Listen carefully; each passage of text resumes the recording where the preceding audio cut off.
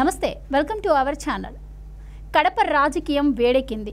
YS కుటుంబ సభ్యుల మధ్య పోటీ ఉండడంతో ఈ విషయం కడపలో చర్చనీయాంశమవుతూ ఉంది. ఇక వైఎస్ వివేక హత్య కేసునే ప్రచార అస్త్రంగా మలుచుకొని షర్మిల అలాగే సునీతారెడ్డి ప్రచారం చేస్తున్నారు. ఇందులో భాగంగానే ఆవిడ నిన్న కడప జిల్లాలో నేను ఇక్కడే పుట్టాను, నేను మీ బిడ్డను కొంగు చాచి అడుగుతున్నాను అని చెప్పి ప్రచారం చేయడంతో మరి ఆ ఎఫెక్ట్ బాగా పడే అవకాశం ఉన్న నేపథ్యంలో ఇంకా సీఎం జగన్ అదే ఇంటి ఆడపిల్ల అయినటువంటి వైఎస్ విమలారెడ్డిని రంగంలోకి దింపారు. తెల్లవారేసరికి ఆవిడ మీడియా ముందుకు వచ్చి ప్రెస్ మీట్ పెట్టడం జరిగింది. అయితే షర్మిల మీద, సునీత మీద పలు రకాల వ్యాఖ్యలు అయితే ఆవిడ చేశారు. మరి జగన్ను ఇందులోకి వ్యక్తిగత కక్షలతో లాగుతున్నారు, జగన్కి ఏం సంబంధం లేదు, అలాగే అవినాష్ రెడ్డి అమాయకుడు, ఇంకా భాస్కర్ రెడ్డి కూడా అమాయకుడు అని చెప్పి ఆవిడ చెప్పడం జరుగుతుంది. ఇకనైనా ఈ మాటలు మానుకోండి అని ఆవిడ ఒక వార్నింగ్ కూడా ఇచ్చినట్టు మాట్లాడింది. మరి ఇన్ని రోజుల నుంచి దైవ చింతనలో ఉన్నటువంటి ఆవిడ సడన్గా వచ్చి మరి రాజకీయాల గురించి మాట్లాడడాన్ని ఎలా చూడాలి, దీని వెనుక ఉన్న ఆంతర్యం ఏంటి? సో ఈ వివరాలన్నీ తెలుసుకునే ప్రయత్నం చేద్దాం. మన ముందు ఉన్నారు డాక్టర్ జోసెఫ్ గారు. నమస్కారం అండి. నమస్కారం. గతంలో మనం చూసాం విమలారెడ్డి గారు పాస్టర్ల సమావేశం పెట్టి దాంట్లో మనకి న్యాయం జరగాలి అంటే మళ్ళీ జగన్ రెడ్డి అధికారంలోకి రావాలి అని చెప్పి తను ప్రచారం చేయడమే కాకుండా పాస్టర్లతో కూడా ప్రచారం చేపించిన సందర్భాలు ఉన్నాయి. ఇప్పుడు ఏకంగా అంటే ఇన్ని రోజుల నుంచి డైరెక్ట్గా అయితే ఆవిడ పొలిటికల్ రంగంలోకి దిగలేదు. ఈ రోజు చూసినట్టయితే ఆవిడ ప్రెస్ మీట్లో డైరెక్ట్గా వైఎస్ షర్మిలనే అంటుంది అసలు ఆవిడకి క్వాలిటీస్, లీడర్షిప్ క్వాలిటీసే లేవు అని చెప్పి, అంటే పొలిటికల్గా రంగంలోకి దిగినట్టే ఆవిడ. సో ఇప్పుడు పాలిటిక్స్ గురించి మాట్లాడడాన్ని ఎలా చూడొచ్చు అంటారు? యాక్చువల్గా వైఎస్ విమలారెడ్డి గారు చాలా మంచి వ్యక్తి అండి. నేను కూడా కలిశాను ఆవిడ్ని, మంచి భక్తిపరురాలు. కానీ ఎందుకు ఇప్పుడు ఇలా మాట్లాడుతుంది అనేది అర్థం కావట్లేదు. ఈ జగన్ గారి వల్ల అందరూ పాపం ఈవెన్ దైవ మార్గం కూడా తప్పుతున్నారేమో అనిపిస్తుంది. యాక్చువల్గా నేను కలిసినప్పుడు ఆవిడ దృష్టికి అంటే జగన్మోహన్ రెడ్డి గారిని రీచ్ అయ్యే ఛాన్సెస్ లేవు కాబట్టి, ఆయన లోపల రాజకోటలో ఉంటారు కాబట్టి ఆయన కలిసే అవకాశం లేదు కాబట్టి ఈమె దగ్గర దృష్టికి క్రైస్తవ సమస్యలు తీసుకెళ్ళాను. నేను తీసుకెళ్ళినప్పుడు విమలారెడ్డి గారు ఏమన్నారంటే, నేను ఇంటర్ఫియర్ అవ్వను పాలిటిక్స్లో, నేను కలగజేసుకోను, తర్వాత అయినా మన క్రైస్తవులం ఈ రాజకీయంలోకి వస్తే మనం అపవిత్రం అయిపోతాం, ఎందుకంటే రాజకీయంలో చాలా అన్యాయం ఉంటుంది అని అన్నారు నాతో. మరి ఇప్పుడు మాకొక రూలు, సొంత మేనల్డ్కి ఒక రూలా అంటే మరి సొంత మేనల్డ్ పాపం అయిపోయాడా? జగన్మోహన్ రెడ్డి గారు ఆయన రాజకీయంలో ఉండి పాపం అయిపోయాడు. ఆ పాపాన్ని ఇప్పుడు సపోర్ట్ చేస్తుందా? ఇప్పుడు మరి రాజకీయాన్ని నేను దాంట్లో ఇంటర్ఫియర్ అవనన్నా ఆవిడ ఇప్పుడు ఎందుకు ఇంటర్ఫియర్ అవుతుంది అనేది చాలా ఆశ్చర్యం కలిగిస్తుంది. సరే, నేను అప్పుడు అలాగన్నప్పుడు ఓకే, ఈవిడ మంచి భక్తిపరురాలు అని నేను మళ్ళీ మాట్లాడకుండా వచ్చేసాను. కానీ మరి ఇప్పుడు ఆవిడ వాక్యలు చూస్తుంటే మొన్నటి వరకు పాస్టర్ల మీటింగ్ పెట్టి ఆ పాస్టర్ల ఓట్లు అడిగింది. మొత్తం స్టేట్ అంతా, ఆల్మోస్ట్ స్టేట్ అంతా తిరిగారు. తర్వాత ఇప్పుడు ఇంకా పబ్లిక్ని కూడా అడుగుతున్నారు ప్రెస్ మీట్ పెట్టి అందరూ ఓటు వేయాలి అని. మరి ఏంటి దీంట్లో ఉన్న అంటే షర్మిల గారు వ్యాఖ్యానిస్తూ వాళ్ళ అబ్బాయికి వర్క్స్ ఇస్తున్నాడు జగన్మోహన్ రెడ్డి గారు అని ఒకటి చెప్పారు. తర్వాత ఇంకొకళ్ళు ఏమన్నారంటే, భారతిరెడ్డి గారు కూడా ఈమెకి కొంత సహాయం చేస్తుంది, ఈమె కొంత సోషల్ వర్క్ చేస్తుంది, ఈవిడ ఆ సోషల్ వర్క్కి ఆవిడ కూడా హెల్ప్ చేస్తుంది కాబట్టి ఆ కృతజ్ఞతతో ఈవిడ ఆయనకి సపోర్ట్గా మాట్లాడుతుంది, జగన్మోహన్ రెడ్డి గారికి సపోర్ట్గా మాట్లాడుతుంది. నీకు మేలు జరిగిందని అందరికీ మేలు జరిగినట్టేనా? స్టేట్ మొత్తం మేలు జరిగినట్టే కాదు కదా. నువ్వు ఓటేయి, నువ్వు ఒకదాని ఓటేయి, నీకు మేలు జరిగింది కాబట్టి. నీకు జగన్మోహన్ రెడ్డి గారు కూడా అదే అన్నారు కదా, మీకు మేలు జరిగితేనే ఓటేయండి, మేలు జరగకపోతే ఓటేయద్దు అన్నాడు. ఇక మరి మేలు జరగని వాళ్ళకు కూడా నువ్వు ఎలాగ ఓటేయమని చెప్తావు? మా పాస్టర్లకి అయితే 2% జరిగింది మేలు. ఒక్క 5, 6 ఆయన ఇచ్చిన వాగ్దానాల్లో ఒక్క వాగ్దానం పాస్టర్ల ఆనోరియం, అది కూడా ఒక 8,000 మందికి, అది కూడా 3.5 సంవత్సరాల తర్వాత ఇచ్చారు.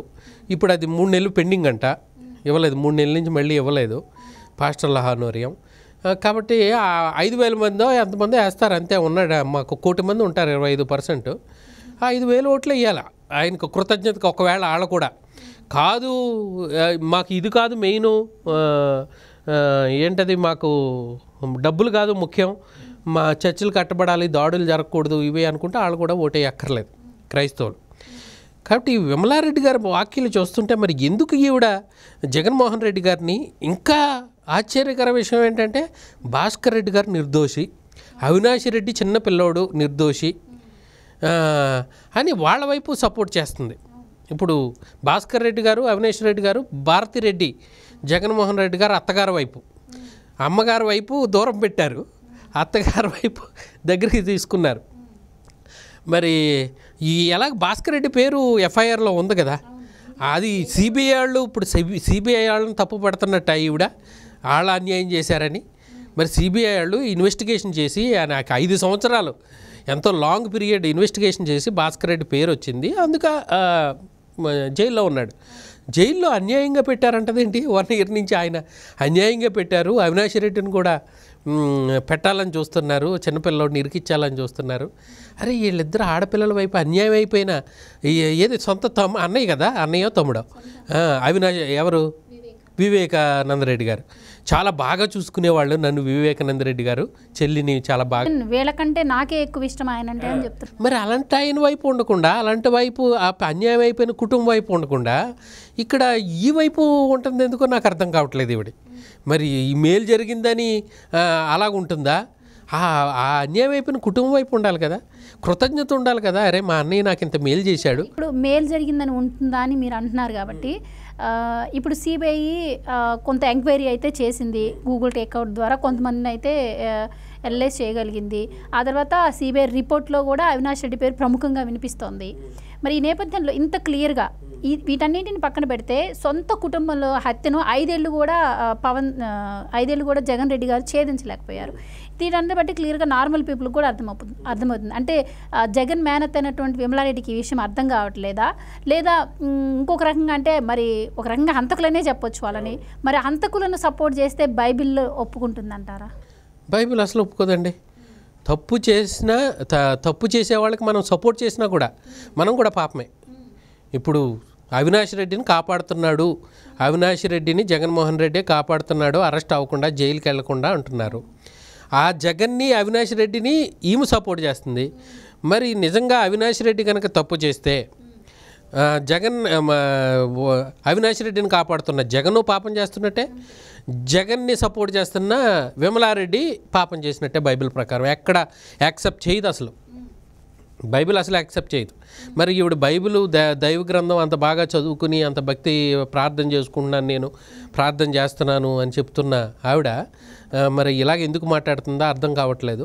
తర్వాత ఈవిడ కంటే బెటర్ విజయం అనిపిస్తుంది నాకు. ఎందుకంటే ఆమె ఎటువైపు ఉండలేదు, ఇద్దరికీ ప్రార్థన చేసింది కదా. యాక్చువల్గా మన భారతదేశంలో కొడుకులకి ప్రయారిటీ ఇస్తారు కదా, ఆడపిల్ల కంటే కూడా.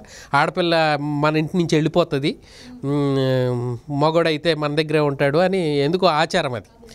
కానీ యాక్చువల్గా అది కాదు. ఎన్టీ రామారావు గారండి ఫస్ట్ 1992లోనో ఎప్పుడో స్త్రీలకు ఆస్తి హక్కు పట్టుకొచ్చాడు. అంతకుముందు భారతదేశంలో ఆస్తి హక్కు లేదు, స్త్రీలకి వాళ్ళ పేరున భూములు ఉండడానికి లేదు. ఫస్ట్ ఎన్టీ రామారావు గారు దేశంలోనే, ఇండియాలో. ఆ తర్వాత 1992లోనే ఎప్పుడో దాన్ని చూసి మొత్తం ఇండియా లెవెల్ చేశారు దాని చట్టాన్ని, ఆయన పట్టుకొచ్చాడు. సో స్త్రీలను కూడా సమానంగా, అది న్యాయం. పిల్లలు ఒకే కడుపున పుట్టిన వాళ్ళని ఇద్దరిని సమానంగా చూడాలి. అక్కడ డబ్బు అని కూడా కాదు, ఆ ప్రేమలో డిఫరెన్స్ వచ్చేసరికి మనసు నొచ్చుకుంటుంది. మా అన్నను ఒకలా చూస్తున్నారు, నన్ను ఒకలాగా చూస్తున్నారు, కొడుకు పిల్లల్ని ఒకలాగా, కూతురు పిల్లల్ని ఇంకోలాగా. కానీ విజయమ్మ గారు కొంచెం కొడుకు వైపే ఉన్నట్టు అనిపిస్తున్నా కొంచెం ఆమె న్యాయం చేస్తుంది, ఇద్దరికీ ప్రార్థన చేసింది. ఆమె ఎక్కడ వాయిస్ ఇవ్వట్లేదు ఏది ఇలాగా. మరి ఈవిడ ఎందుకు ఆవిడ మీద భక్తిపరురాలు ఈవిడని ప్రసంగాలు చేస్తుంటుంది, మరి ఎందుకు ఇలాగా వీళ్ళ వైపే ఉంటుంది అని. అంటే గతంలో కూడా ఇట్లా షర్మిల ప్రచారానికి వచ్చినప్పుడు ఫస్ట్ టైము వైసీపీ పార్టీ వాళ్ళు ఆవిడపై చాలా దుష్ప్రచారం చేశారు. వీడియోస్ కానీ ఆవిడ గురించి సోషల్ మీడియాలో కొన్ని మాటలు కానీ దుర్భాషలాడిన ఘటనలు కూడా మనం చూసాం. అలాంటప్పుడు స్పందించిన ఆవిడ ఇప్పుడు వచ్చి ఇలా స్పందించటం ఏంటంటారు? అప్పుడు కనిపించలేదా ఆవిడకి మరి షర్మిలని ఇలా మాట్లాడడం కరెక్ట్ కాదు అని? ఈవెన్ వైఎస్ విజయమ్మ మీద కూడా అంటే తప్పుగా మాట్లాడినట్టు అర్థమే కదా. సో అప్పుడు మరి తప్పని పీలేదా? మరి ఆవిడకి బైబిల్లో అవి తప్పని లేవంటారా? అదే మరి ఏంటి పార్షియాలిటీ ఈమె అంటే మరి అదే జగన్మోహన్ రెడ్డి గారు ఏదో ఈమెకి హెల్ప్ చేస్తున్నారని ఇటువైపు మాట్లాడుతుందా? అప్పుడు అంతకుముందు మరి అన్న వివేకానంద రెడ్డి కూడా చాలా హెల్ప్ చేశాడు.